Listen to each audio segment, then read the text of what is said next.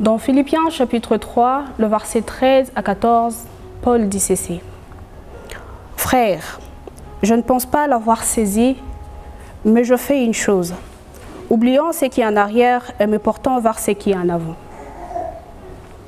Je cours vers le but pour remporter le prix de la vocation céleste de Dieu en Jésus-Christ. Amen.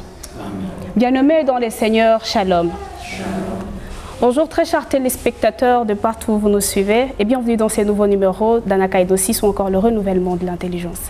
C'est toujours pour nous un plaisir de nous savoir face à vos écrans, avec Milka Lumière à la présentation sur ces plateaux d'Anakaido 6 avec le pasteur, le docteur Bishop Innocent Mobutu Kuzindamolo, qui est bien sûr le visionnaire de l'église Living in Christ Omega Ministries. Nous avons le plaisir de recevoir aujourd'hui le pasteur Peter Katabi, qui est le pasteur de notre branche de INTB. Bonjour pasteur. Bonjour. Et bienvenue sur ces plateaux. Bonjour pasteur. Bonjour. Meilleur vœu à vous. Merci. Et sans plus tarder, technique, je vous présente notre discussion du jour.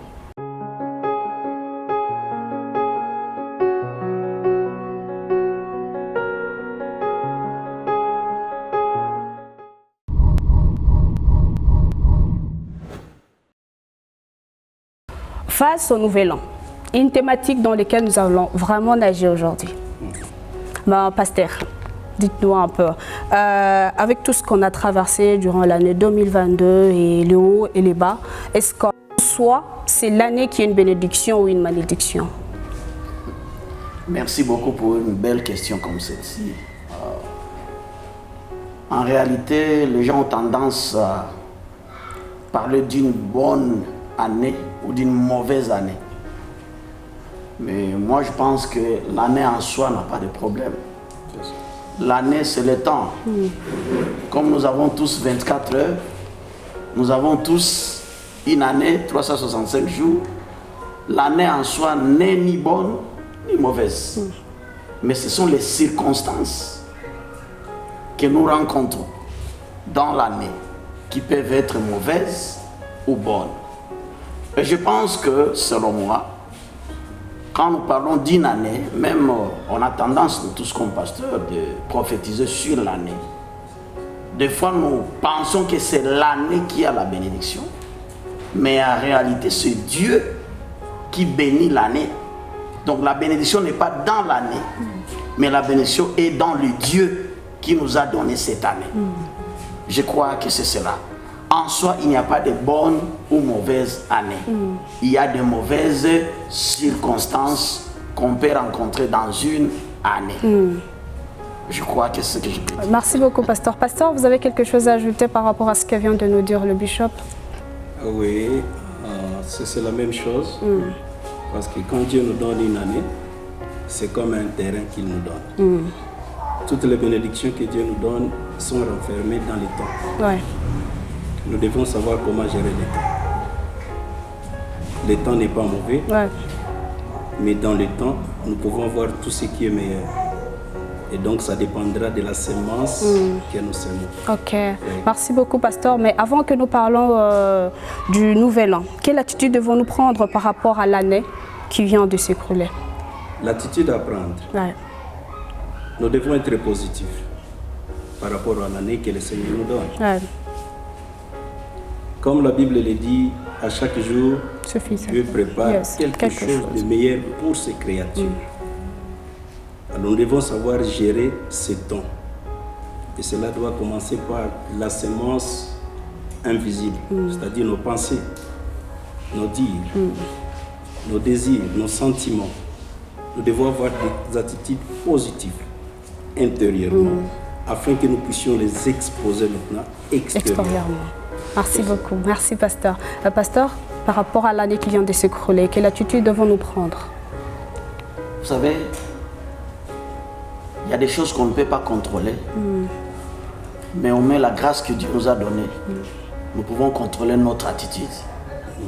L'homme peut contrôler son attitude. Nous pouvons contrôler nos sentiments. Et je pense par rapport à l'année qui est en train de se terminer, la première attitude qu'il faut avoir, c'est l'attitude de la méditation. Parce que la méditation produit la révélation. La révélation produit l'amélioration de la vie. Si tu n'as pas une révélation quelconque sur la vie ne peut pas changer. Or, ce sont les gens qui méditent, qui ont la capacité de méditer. Ouais. Quand je parle de la méditation, c'est une réflexion par rapport à l'année qui vient de s'écouler. On doit s'asseoir, on commence à réfléchir. On fait un peu une évaluation de l'année. L'année vient de se terminer. Mais qu'est-ce qui a réussi? Qu'est-ce qui n'a pas réussi? Et pourquoi? On doit évaluer ça. Mais dans l'évaluation, deux fois, nous évaluons mal. Et nous parvenons à commencer à nous condamner par rapport aux résultats que nous avions eu dans une année. Mais j'aimerais nous encourager tous, vous tous qui nous suivez, sachez que votre évaluation doit être objective. Parce que par moment, tu peux commencer à regarder ta vie, les objectifs assignés par rapport à l'année 2022. Quand tu fais l'évaluation, tu dis j'ai échoué. Mais quand tu regardes la vie de quelqu'un d'autre, tu dis que celui-là a réussi. Mais c'est vrai que l'autre peut avoir réussi. Il peut avoir réussi. Mais est-ce qu'il faut se comparer? Je ne pense pas. Parce que des fois, tu vas te comparer avec quelqu'un parce qu'il a acheté une voiture, parce qu'il a acheté une nouvelle maison, et tu vas dire qu'il a réussi. Mais si Dieu te donnait la capacité d'évaluer ce qui est à l'intérieur, c'est facile d'évaluer la forme. On voit lumière là-bas, comment elle est habillée, comment elle est maquillée. On dit waouh. Mais si peut-être on te donnait la capacité d'entrer dans le corps des lumières, si tu pouvais avoir un scanner, regarder ses organes intérieurs, peut-être que toi, tes poumons fonctionnent bien, peut-être que tes reins fonctionnent bien, mais elle, malgré la beauté extérieure, peut-être qu'elle a des problèmes plus que toi. Mais parce que tu ne sais pas évaluer ce qui est caché, ce qui est intérieur, tu ne sauras pas que Dieu a fait du bien pour toi dans la vie. Tu vas penser que celui qui a acheté la maison, qui a acheté une voiture, c'est celui-là qui a réussi. Pendant que toi, tu viens de terminer l'année en bonne santé. Et la santé, c'est tout. Ouais. Si tu as encore envie, si tu as la bonne santé, tu peux encore faire mieux demain. Je crois que c'est ça. Merci beaucoup, pasteur. Et très chers téléspectateurs, nouvelle année, nouveau départ, nouvelle allure, donc tout à nouveau. Alors, pasteur Peter, quelles sont les résolutions pour bien débuter une nouvelle année et pour faire la paix avec son passé? Des résolutions pour faire sur l'année. Yes, pour bien débuter l'année. Voilà. Quelle décision, quelle détermination. Nous sommes devant de bénédictions que Dieu nous donne.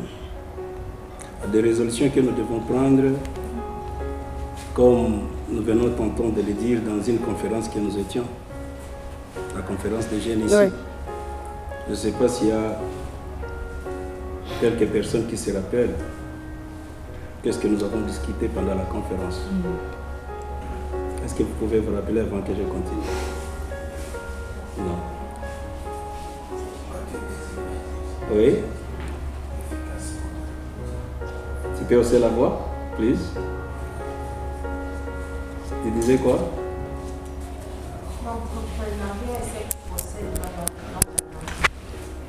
Dans la main. Qu'est-ce qu'on a dans la main? Le docteur vient de dire par rapport à ce que nous devons faire, ce que nous avons, quelle attitude nous devons avoir. Maintenant, les résolutions que nous devons prendre doivent être toujours, comme je venais de le dire, positives. Planifier. Sans la planification, on ne peut rien faire. Regardez quelle est la première semence que tu vas mettre dans la terre. Tu dois prendre cette décision aujourd'hui pour que l'année soit en paix, pour que toi-même tu sois en sécurité.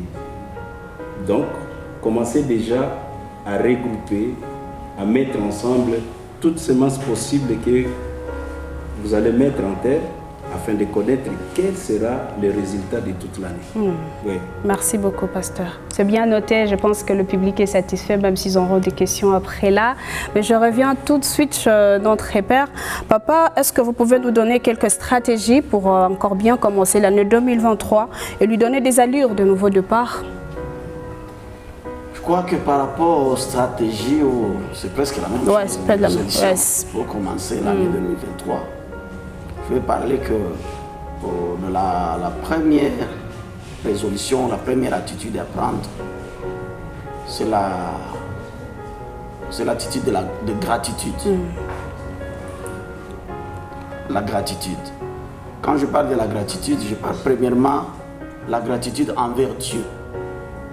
Parce que c'est Dieu qui vient de nous aider à terminer cette année. Nous devons le remercier et croire d'avance qu'il est aussi capable de commencer avec nous la nouvelle année, de nous aider aussi à terminer l'année qui va commencer. Ça, c'est le premier aspect. Mais le deuxième aspect de cette attitude de gratitude, c'est savoir remercier les gens qui nous ont aidés cette année. Bien-aimé, Dieu passe toujours par les gens. Et si nous savons dire merci pour ceux-là qui nous ont aidés cette année, Dieu peut amener d'autres personnes dans nos vies qui vont nous aider l'année prochaine. Amen. Amen. Ça, c'est très, très important. Parce que je vis aujourd'hui, si je vis aujourd'hui, ce sont les gens en qui j'ai investi hier qui investissent en moi aujourd'hui. Et deuxième résolution, pour l'attitude, c'est chercher une personne en qui je vais investir l'année prochaine. Parce que vous voulez aller loin, il faut toujours investir dans les gens. Aider les gens. Cherche qui tu vas aider l'année prochaine. C'est cette même personne que Dieu utilisera pour encore te bénir. C'est la deuxième attitude. Cherche une personne en qui tu vas investir. Troisièmement, l'attitude de reconnaître ses erreurs. Savoir reconnaître ses erreurs. Nous devons apprendre de nos erreurs. Si je reconnais déjà les erreurs commises cette année, je peux corriger ces erreurs l'année prochaine. Que je ne retombe plus dans les mêmes erreurs. Quatrièmement, je pense, il faut savoir qu'il y a eu des problèmes cette année. Il y aura encore des problèmes. Même si on prophétise, même si on prophétise que ça sera l'année de bénédiction, l'année de ceci, l'année de cela, peut-être que ça ne prendra pas du temps. Tu vas réaliser qu'il y a des problèmes qui surgissent. Mais que faire? Devant le problème, apprenons à les affronter. Mais non seulement les affronter, mais à vivre au travers de ces problèmes. Parce que si nous fuyons les problèmes, nous n'allons pas réussir. Mais si nous affrontons les problèmes, nous allons foncer et nous irons de l'avant. Amen. Mais il faut comprendre aussi qu'il y aura toujours des gens qui nous aiment et des gens qui nous haïssent. Mais apprends à aimer les gens qui ne vous aiment pas. Ce qui n'est pas facile, hein? Ce qui n'est pas vraiment facile. Il ne faut pas commencer l'année avec des conflits, des fardeaux. Il y a des gens qui nous ont fait du mal, mais apprenons à les accepter, à les pardonner et à décider de commencer l'année sans problème. Sans problème. Le pasteur a déjà parlé de la planification. Oui. Sémons tout ce que nous avons à s'aimer et avançons avec l'année qui vient. Amen. Merci beaucoup, pasteur. J'espère que vous êtes aussi bénis. Et si vous êtes bénis avec moi, est-ce qu'on peut acclamer? Amen. Avant que je remette la parole aux hommes de Dieu, j'ai oublié de faire quelque chose à l'introduction. J'ai oublié de vous rappeler que le pasteur Peter n'est seulement pas le pasteur, il est aussi docteur en parole, doctorant en théologie, coach de vie, mais aussi conseiller de vie de couple. Donc, un petit souci avec votre couple, vous pouvez faire recours à lui. On peut encore applaudir pour ça, c'est une grâce. C'est une grâce qui n'a pas été donnée à tout le monde, n'est-ce pas? Alors, si là, c'est une grâce, et donc, on doit dire merci à Dieu. Merci. Un vœu que vous allez faire à tous nos téléspectateurs, papa, avant que nous n'accueillions les questions du public qui est là. Voilà ce que nous voulons apporter comme contribution. Ne fuyons pas les problèmes.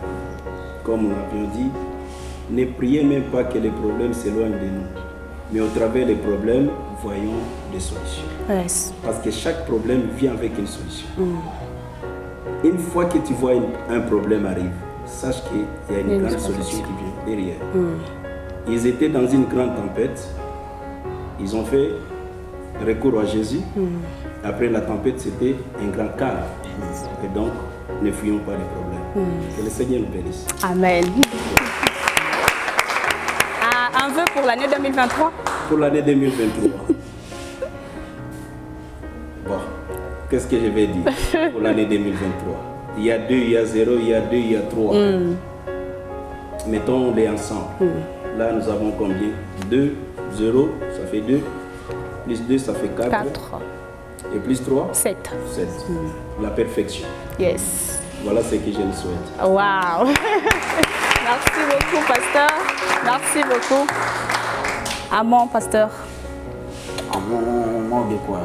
Un vœu pour l'année 2023, un mot d'encouragement pour tout le monde qui est en train de nous suivre et surtout tous nos téléspectateurs et tous les membres présents dans la salle. Le pasteur a déjà parlé de ces chiffres. Yes. Mais moi, je vais prendre les chiffres 3. 21, 22, 23, 1, 2, 3. Et je vais lire dans Ésaïe 37, le verset 30. La Bible dit ceci, que ceci soit un signe pour toi. On a mangé une année les produits du grain tombé. Et une seconde année, ceux qui croient de soi-même. Mais la troisième année, j'insiste là, la troisième année, vous sèmerez, vous moissonnerez, vous planterez des vignes, et vous ferez quoi? Vous mangerez le fruit. Yes. Amen. Donc, je vous souhaite vraiment une meilleure et excellente année 2023. Merci. Écoute, l'année 2021, ça n'a pas été facile. Vous avez été sous le confinement. On a mangé comme si on était en train de glaner. Vous vous souvenez, nous avons vécu ici à Kampala, c'était, je vais dire, par grâce. Yes. On a mangé par la générosité des autres. Mais l'année 2022, ce n'était plus comme l'année 2021. Dieu a amélioré quand même la situation.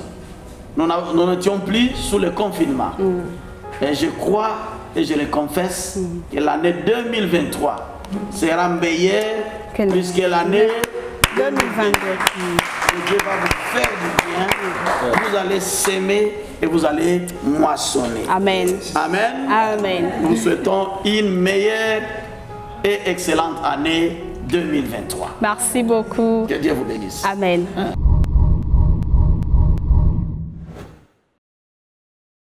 Très cher public, celui qui a une question, vous êtes le bienvenu. Merci beaucoup. Ouais. Je me nomme David Potter. Ouais. Je suis membre de l'église de l'École. Je suis aussi chanteur. On se la voit parce que... La voix. Je disais que je me nomme David Potter Mwingo. Oui. Je suis marié à une très belle femme, mais aussi je suis membre de l'église l'église Living in Christ Omega Ministries. Je suis chantre. Je voudrais poser ma question que j'ai intitulée de la manière suivante. Le pasteur a parlé de l'investissement au potentiel du prochain. J'aimerais savoir comment orienter son choix dans cet investissement alors que nous nous retrouvons dans une génération perverse, égoïste, une génération malhonnête. Comment orienter son choix?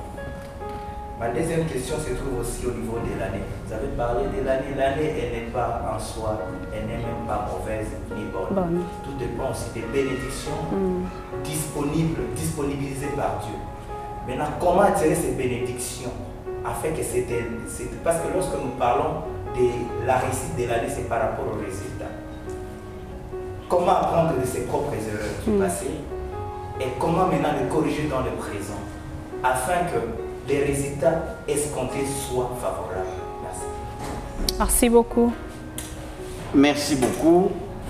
Vous avez posé la question comment reconnaître la personne en qui vous pouvez investir. C'est ça? Yeah. Parce que nous sommes dans une génération perverse.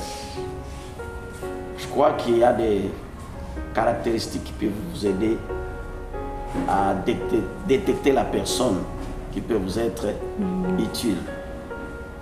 Tout d'abord, on n'investit pas dans n'importe qui. On investit dans les gens que vous connaissez, les gens qui sont autour de vous. Et vous devez regarder quelques caractéristiques en eux. Premièrement, est-ce que c'est quelqu'un qui est fidèle? Parce que si je dois investir en toi, qu'est-ce que tu vas faire avec ce que je vais investir en toi? On n'investit pas dans tout le monde. Même Christ a investi seulement dans les disciples. Et ces disciples-là, ils avaient quelques caractéristiques. Tout d'abord, c'était des gens qui étaient enseignables. Ils étaient enseignables. Capables de reproduire. Parce que quand tu es enseignable, même Paul l'a dit, ce que tu as entendu de moi, en présence de beaucoup de témoins, confie-le à des hommes fidèles qui sont aussi en mesure d'investir ça, de transmettre ça dans d'autres personnes. Donc, la disponibilité d'abord de la personne. Deuxièmement, la capacité d'apprendre. Troisièmement, la fidélité de la personne. Je crois qu'avec ces trois critères, ça peut vous aider. Bien évidemment, nous sommes des hommes.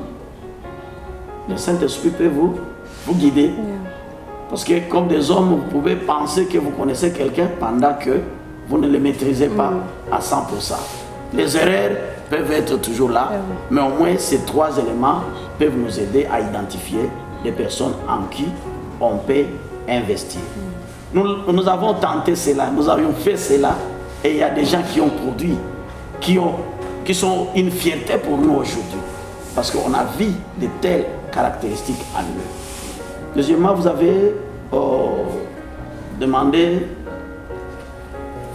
par rapport à l'année. Je voulais savoir comment, par rapport à l'année, vous avez dit que l'année en soi n'a pas de problème. Elle peut être bonne, elle est toujours bonne, parce que c'est Dieu qui accorde l'année. Yes. Mais ça dépend aussi des bénédictions de Dieu qui sont disponibles aussi pour cette année. Maintenant, comment s'approprier de ces bénédictions afin que les résultats puissent amener quelqu'un à affirmer que l'année a été bonne? Ok, merci. Comment s'approprier de cela? Vous savez, dans la vie, il y a toujours des opportunités. Il y a des opportunités par moment que nous arrivons à manquer.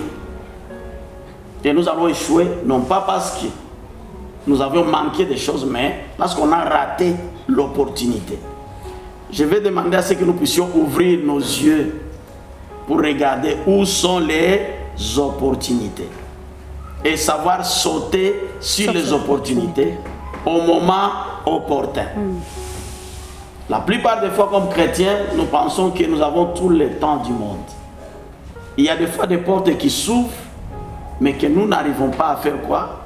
À embrasser ou à ouvrir. Et nous manquons par moments de cette manière-là. Mais deuxièmement, comme j'ai dit, apprenons toujours des erreurs du passé. C'est pour cela que c'est important qu'on puisse faire une évaluation. Si j'ai échoué, quelle est ma part dans cet échec? La tendance de l'homme, c'est de taxer l'autre, de penser que c'est l'autre qui m'a fait échouer. Mais quelle est ma part, moi-même, dans l'échec cette année? Qu'est-ce que je peux faire pour que l'année prochaine, ça puisse être différent? Mais également, il y a des choses, j'étais en train d'enseigner ici sur la prière, et sur la façon aussi de déclencher les bénédictions, des prières qui sont efficaces. Et parmi les prières efficaces, nous avions dit qu'il y a des prières aussi, pasteur, accompagnées par des hôtels, savoir s'aimer. S'aimer. Il y a d'autres choses, frère David, ça n'a pas allé l'année passée. Et peut-être que ce n'est pas seulement comme ça, mais c'est spirituel. Et si c'est spirituel, nous sommes chrétiens. Nous ne parlons pas pour tout le monde. Si c'est spirituel, il faut des solutions aussi spirituelles. Et parmi les solutions spirituelles, il y a l'arme de guerre de l'autel. Il y a d'autres choses. Il faut s'aimer sérieusement et déclencher la bénédiction de Dieu. Et vous allez voir des résultats. Je pense qu'avec les quelques points là, j'ai dit ce que je pouvais dire. Frère David, vous êtes satisfait? Ok. Pasteur. Ok. Oui, ma question est la suivante par rapport à la positivité. Oui. Comment arriver à installer la positivité au moment où on a eu beaucoup d'échecs? Et ces échecs nous rendent coupables par rapport à ces organismes qui ont dit que les tâches interrompues seraient bien retenues que les tâches achevées. Vous avez déjà accumulé trop d'échecs. Comment garder, comment attirer maintenant la positivité? Et qu'est-ce qui rassure cette positivité? Qu'est-ce qui rassure que ça va aller maintenant au moment où vous avez déjà accumulé trop d'échecs? Très belle question, merci. Tu venais de poser la question à Mouzé, Mouzé a répondu. Comment s'approprier les bénédictions qui sont déjà disponibles? Pour que tu t'appropries mes choses, qu'est-ce qu'il faut? Il faut s'approprier d'abord les mots. Saute d'abord ces mots. Maintenant, pour que nous puissions nous approprier de Dieu et marcher dans les positivités, approprie-nous Dieu. Connectons-nous au Seigneur. Yes. Ça sera positif. Merci. Vous êtes satisfait, M. David? Il y a une autre question? Il n'y a plus de questions? J'ai une question. Ok. Moi, c'est Noël Valise. Je suis secrétaire ici à l'église de l'Ouest, j'aimerais poser la question à notre père, le bishop Moussa. Oui, qui nous a dit que pour l'année 2023, nous devrons faire la paix avec tout le monde, ceux qui nous ont fait du mal. Et maintenant, ma question est celle-ci. S'il y a quelqu'un qui m'a fait du mal, et on a eu le temps de réparer, mais après tu te sens que la personne peut devenir réticente avec toi. C'est comme si elle se culpabilise. Et maintenant, comment faire? Quelle sera mon attitude envers la personne l'année prochaine? Est-ce que je vais encore aller vers la personne, lui dire que je pardonnais? Nous devons maintenant regarder vers l'avenir, soit la laisser comme ça. Merci beaucoup pour cette belle question. Merci. Je vais vous mettre. Je vous ai demandé de faire la paix avec tout le monde. Il faut savoir une chose. Il y a une différence entre pardonner et se réconcilier. Yes. On peut se pardonner pendant qu'il n'y a pas encore une de réconciliation. Comme chrétien, tout ce qu'il faut faire, c'est faire ta part. Je crois que c'est dans Romains. Romains 12. Laissez-moi chercher. Voilà, Romains 12.